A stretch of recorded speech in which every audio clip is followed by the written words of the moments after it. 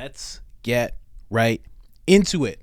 Episode 581, Soul Not For Sale podcast. In this episode, Vivek sits down with someone who really doesn't like him, and it's very easy to tell. This gentleman's name is Anomaly. He's big on Twitter, big on YouTube as well. I wouldn't really call him a journalist. I call him more of like a truth seeker, someone who's questioning the establishment at every turn, as you should. And him and Vivek sit down and talk about, in this clip, his connection to George Soros. Because that's what everybody's been saying recently. There's been a lot of smear type of content coming out about Vivek. Or Vivek? Does that make the people feel better? I see some people correcting me. Vivek rhymes with cake? I believe he said that. Okay. I'm going to say Vivek because that's way easier for me. So with with this clip, they're talking about a connection with George Soros, and that connection is a scholarship that he took back in 2010, I believe. So they're going to discuss that, and then we're going to discuss what I think about that. I'd also pose the question to you, would you take a scholarship from a Soros?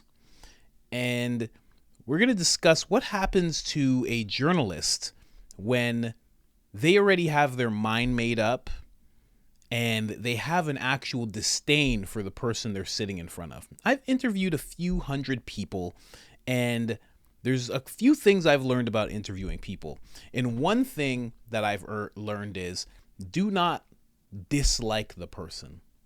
You can like them or you can feel nothing about them, but don't dislike them, because that only puts you on a path to getting owned, which is what Vivek did because he's so good at talking. So we're about to get to that clip right now. Before I do, of course, I have to bring you to the store. This is IamCoachColin.com, and our newest design, We the People.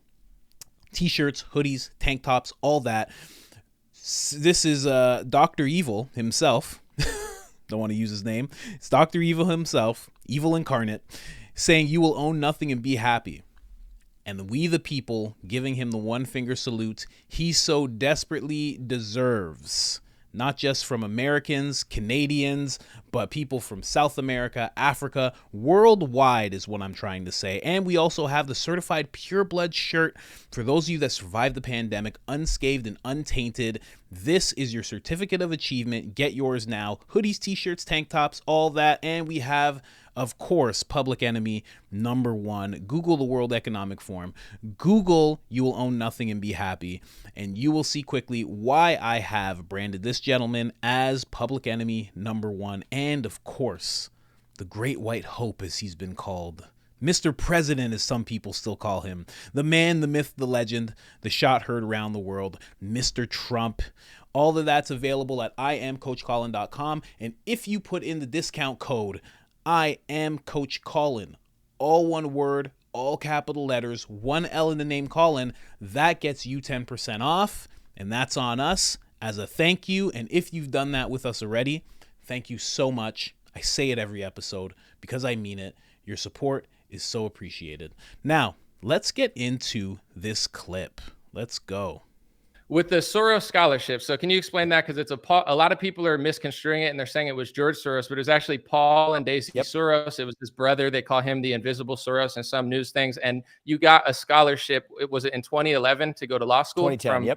From when I applied for it. Paul and Daisy Soros. So what have you been telling people about that? Because obviously a lot of people are skeptical.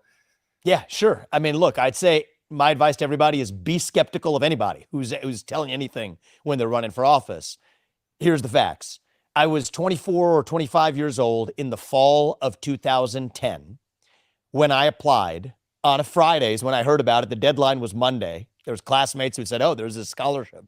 First time I heard about it, but $50,000, I'm not going to turn that down. In my early 20s, filled out a scholarship application over the weekend.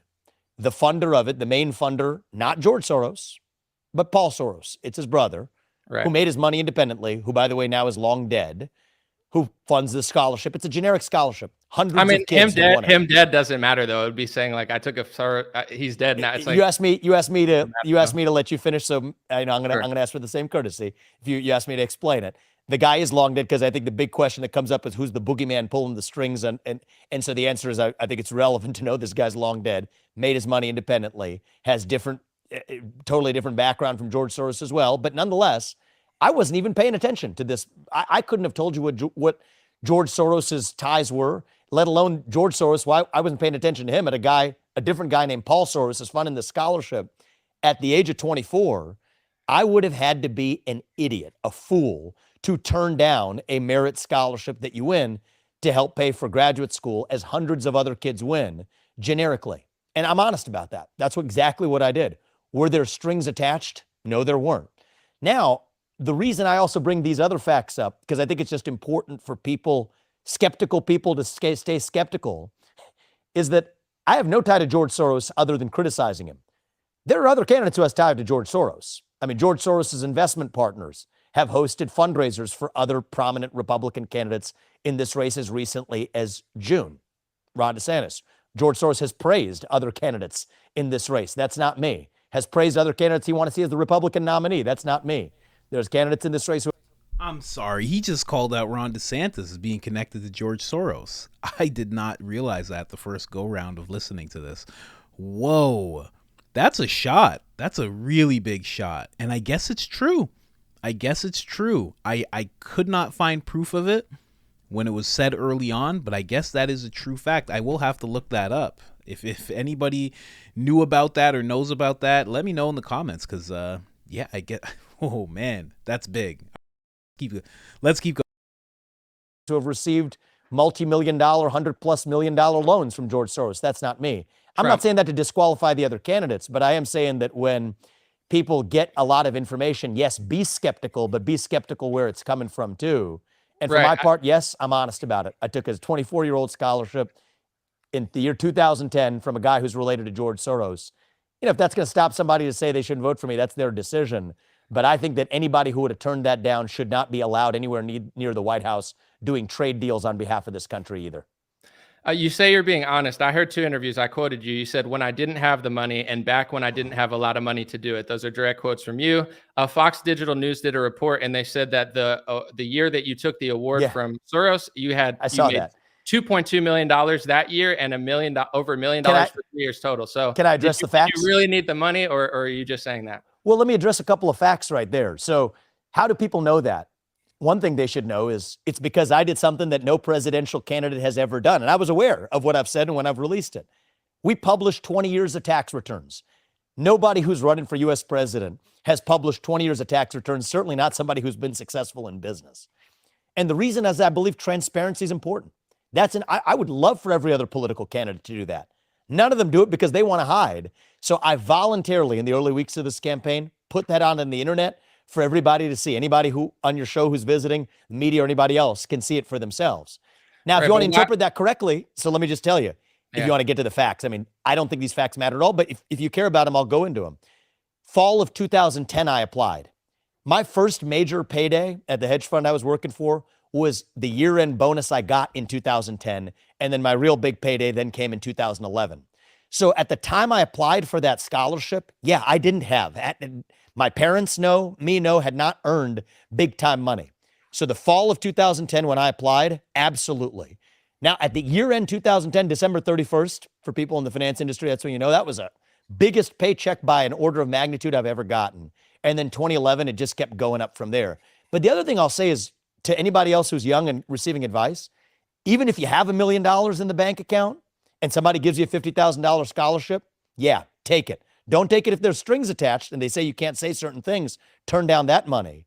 But yeah, if you have $1 million and somebody gives you 50 grand more and you earned it, go for it and take it too. Turns out though that that wasn't even the position I was in. It was the following year, and you want to match up the tax returns, do the facts right. The reason I've done it is so that everybody else has full transparency. And so I just think it's important that people understand that. Well, just real quick before we move on, the Fox Digital News report says you made over $1 million 3 years prior, and then that year you made 2.2. So, I mean, if you say, if you get free money, take it, that's one thing. If you say I don't have the money, that's fair. Well, to tell you the truth, compared to where I am right now, put yourself in it wasn't a need-based scholarship. It's a merit scholarship. But I'd say that, you know what? I am wealthy now. Okay. I was not wealthy by the standards that I used to judge that back then. And yes, $50,000 meant a heck of a lot to me when I was 24 years old. All right. You can look up my tax returns post-tax, the way you accumulate it. Had I earned a few $100,000? Yes. Leading up to that, did it become millions later and hundreds of millions later? Yes, it did. At the age of 24, it wasn't. $50,000 meant a lot to me, and I was smart to take it, and I would advise any other young person to do the same thing. Cool. Yeah. Before we move on too, I just saw this. This was on the Paul and Daisy Soros website. They were bragging about you pursuing the potential of abandoned pharmaceuticals. That guy right there, they said that he had contacted you because he saw you. I like this guy. This guy holding up pictures and stuff like that. That's it's very smart. And also towards Vivek actually taking this on, actually knowing that this guy, because this is not like a sting operation. He fully knows that this gentleman does not like him, does not believe in him, does not support his, as he calls it, his shtick.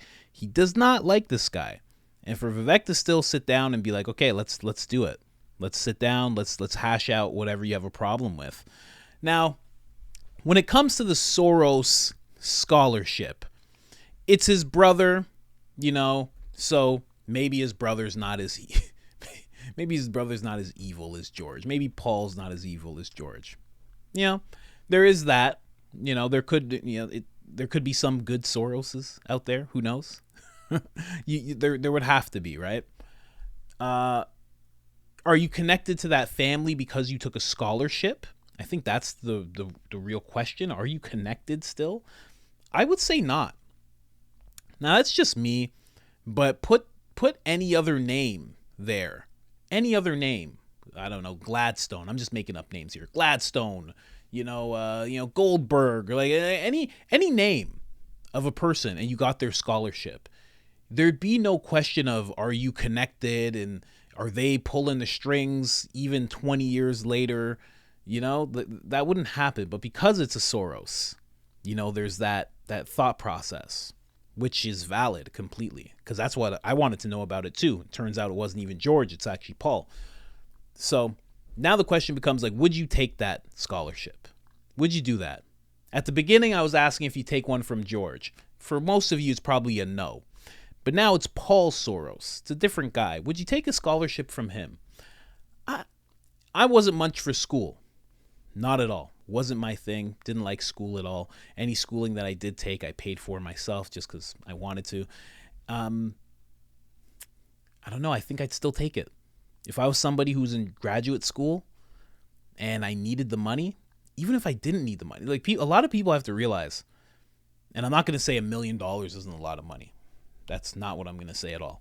But let's say you have $500,000 and now you have graduate school. Are you going to take 10% of it and spend it on graduate school if you have the option to not do that?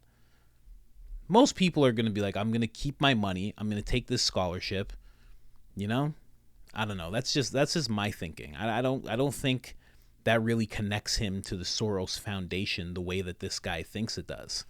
Because this guy has this thought process that if you take money from any Soros, you are automatically evil, and that's it. And that's just the way it goes. And I have friends that think like that, and I used to think like that myself. Now I tend to, because of making these videos every day, all the time, and having to think about so much and read so much and watch so many pieces of content, I would try to find the nuance within things. And it's not because I like Vivek all that much. We all know Trump's going to be president. That's what's going to happen.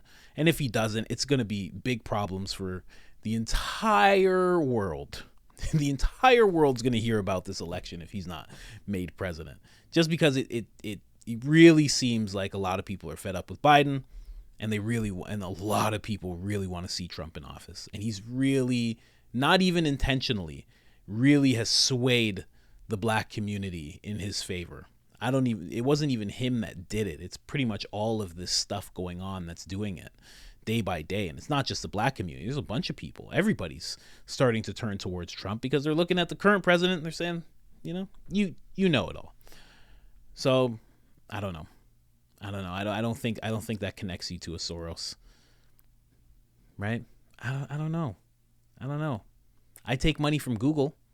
This gentleman has a YouTube channel. this video that he did is going to do well. He is going to get paid by Google. Would I then connect him to the things that Google is doing in AI and reading your Gmail emails? Would I connect him to that? No, of course not. That wouldn't make any sense to do. He's just providing a service, providing some content, and then getting money. And that's fine, right? So I think Vivek handled himself really well, as he always does. And I might post one more clip from this interview. The whole thing was very tense because, again, this gentleman does not like Vivek at all. And Vivek handles himself amazingly throughout the whole thing. I mean, even in this clip that I just showed you, that gentleman just said, you're lying about that. You're lying. And here's the thing I wanted to go into really quick. When you have this disdain or dislike for someone that you're interviewing, you automatically come off, and watch the video back, you come off like a CNN anchor. You come off like someone who is a part of CNN, Caitlin Collins, perfect example. You come off like Caitlin Collins right away. It's like Caitlin Collins interviewing Trump. That's what this energy was like. I want to interrupt you as much as I can. I want to bulldoze you as much as I can. I'm going to throw in little jabs to say that you're lying just to see if you'll get a little angry.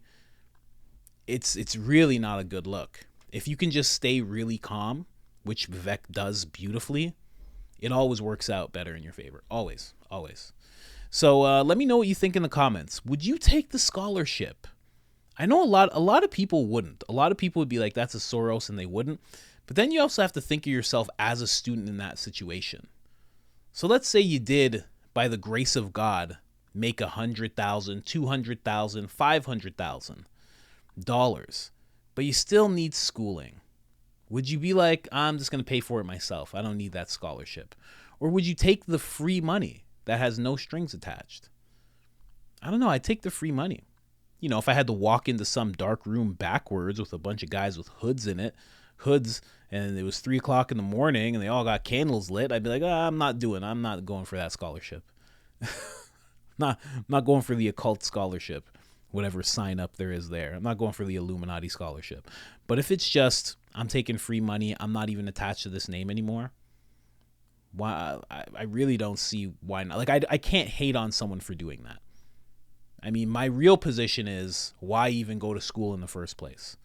Because that's where I'm at. I didn't go to school. I started working really early when I was a teenager.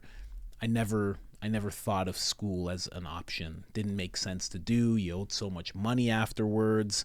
The information that you would learn would be old information by the time you leave the school. Just didn't make sense to me. So, plus I'm dyslexic. I'm very dyslexic. So yeah, that's my take on the whole thing. Let me know what you think in the comments. If you haven't liked this video already, like the video. It helps so much. If you haven't subscribed already, hit that subscribe button. And if you are doing both of those things, hit the notification bell, because we're making 1 to 3 videos a day. And I don't know anyone else that's doing that. All right. Other than that, I am out.